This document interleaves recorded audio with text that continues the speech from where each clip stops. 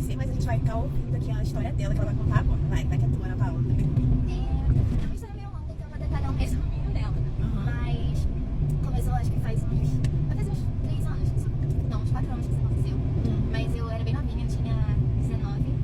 E aí eu conheci um primo lá no Rio de Janeiro. Aí a gente começou a namorar, assim, tipo, super rápido, acho que em uma semana. E, assim, ele já tinha uns probleminhas, tipo, era meio tóxico, mas eu tava apaixonada. E a gente jovem, era meu primeiro namorado. E eu achei, ok, tudo certo. Então a gente foi namorando, ele voltou pra gente morar, porque ele morava na Suécia. E aí ele me levou junto com ele. Aí a gente ficou juntas por uns, sei lá, por uns 7 meses, assim, namoramos juntos. E era já conturbada a nossa relação, mas tudo certo. Aí ele teve a ideia da gente fazer um OnlyFans. O quê? OnlyFans. Aí eu comecei a fazer um OnlyFans com ele e a gente começou a se dar muito bem. A gente tinha um mês, fez R$5.000. Aí depois a gente foi trabalhando e foi aumentando assim o trabalho. E nessa a gente acabou fazendo assim em um ano R$5 milhões. Caraca. Então a gente tá fazendo muito dinheiro e nossa vida começou a ficar tipo, muito mais intensa, né? Mudou bastante, né? E ele, eu acho que como a gente tinha problemas, ele não era uma pessoa boa, mas aí quando eu comecei a fazer muito dinheiro pra ele, eu acho que na mente dele ficou tipo assim, eu tenho que fazer ela ficar só comigo, tipo, ela não pode nunca saber que ela pode ir embora, esse tipo de coisa. Então ele começou a tipo, me maltratar muito. E eu acreditava que tipo assim, ele morreria, assim. Era uma manipulação de nível extremo. E eu não podia sair na rua mostrando a pele. Eu tinha que sair de óculos o tempo todo, eu não podia mostrar meu rosto. Eu não podia sair de casa, ele me rastreava. Era tipo esse tipo de situação, assim, muito Bem tóxica, intensa, né? bem tóxica. E nessa ainda ele tava fazendo parte de um culto. Não sei se vocês conhecem o Andrew Tate, mas é um cara que ensina que homens devem ser homens, assim, na internet. E que ele tinha que ter várias mulheres. Então, assim, ele me traía na minha frente, eu tinha que me esconder, eu via, fazendo, enfim. Era muito assim, tóxico. E nessa ele tinha também um melhor amigo, lógico que. Era tipo assim, o melhor amigo dele de infância, desde que eles tinham 14. Ele tinha 21. E eles eram melhores amigos e tudo era entre eles, assim. Eu meio que era mais usada, mas eles eram sócios, basicamente. E aí eu fiquei morando com eles dois, mais os outros 2 homens, então, tipo, não, 5 homens. E todos trabalhavam, tipo, comigo e pra ele. E ele era o chefe de todo mundo, mas sempre nessa situação de extrema. Assim, era um lugar muito sujo, tudo era muito sujo, assim, era muito triste. E aí, com o passar do tempo, com o meu ex-noivo, ele tava fazendo muito dinheiro, eu acho que subiu muito a cabeça deles, assim, eles achavam como humano. Ele era melhor em tudo. E até o sócio dele se tornou menos importante pra ele do que ele era, porque eles eram no mesmo nível, e com o tempo ele começou a achar que ele era maior. E aí nessa, nos últimos meses, a gente trabalhando, ele começou a criar na cabeça dele que o sócio dele não era tão bom, então assim, ele queria tirar ele da empresa. Sendo que esse sócio, ele tinha, tipo, a empresa tava no nome dele, basicamente. Então, tipo assim, todo o nosso dinheiro, tudo que a gente tinha, tava nas mãos desse sócio. E fora isso também, eu acho que eles tinham alguma relação que eu não sabia, tipo, eu acho que eles já tinham ficado antes, uma coisa do tipo, porque o sócio dele era muito estranho, ele tinha autismo, na real. É de Burger, sabe? Aquela que a pessoa ficou obcecada, é tipo um tipo de autismo que te torna muito inteligente. Mas também é um autismo, enfim, então não é uma pessoa socialmente muito normal. E aí, enfim, e aí a gente tava morando em Curitiba, isso, e ele falou pro sócio dele, olha, eu quero que você saia da empresa. Aí o sócio dele falou, tá bom, vem aqui assinar os papéis. Aceitou de boa? Aceitou de boa. Aí, ok. Aí meu noivo acordou, foi. Ex-noivo. Acordou, foi. E aí ele ficou o dia todo sem me responder, sem me ligar. Eu falei, não, tá estranho isso aí. Porque ele sempre ficava muito no peço, o tempo inteiro.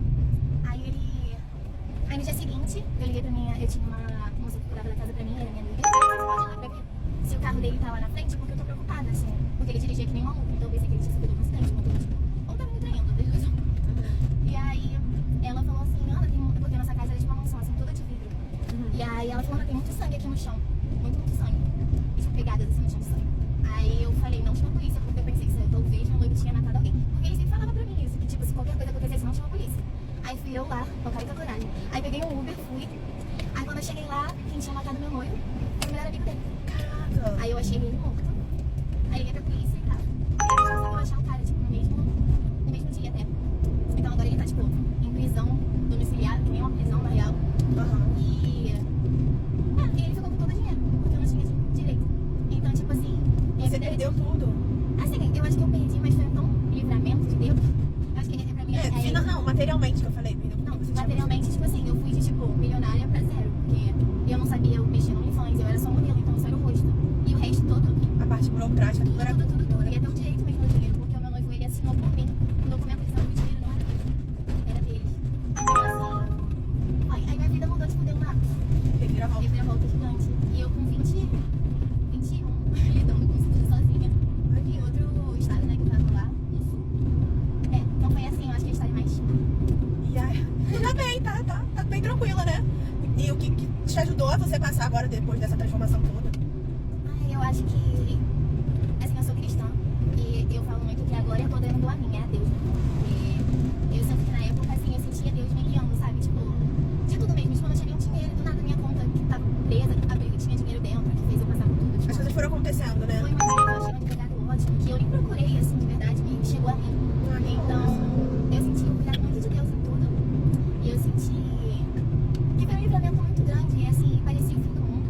Mas quando passou o baque do que aconteceu, eu falei, cara, Deus me tirou de uma situação Você que eu tava não teria presa, saído, né? que provavelmente eu teria saído ou morta eu mesma, porque era esse tipo de relação mesmo, bem que eu, mas então. Podia ter sido você, né? Eu pensei muito nisso, podia ter sido eu.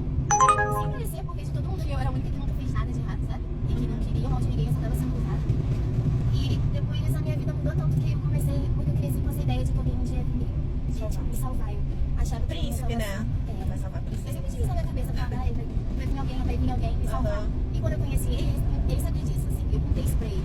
Então ele tomou essa ideia de salvador da minha vida e ele jogava isso na minha cara. E eu acreditava que ele era mesmo, então eu me submetia tanto, pensando, caramba, ele realmente me salvou. Eu tenho que passar por isso, porque é o preço de ter dinheiro, sabe? Eu cresci muito pobre, então pra mim era a minha vida.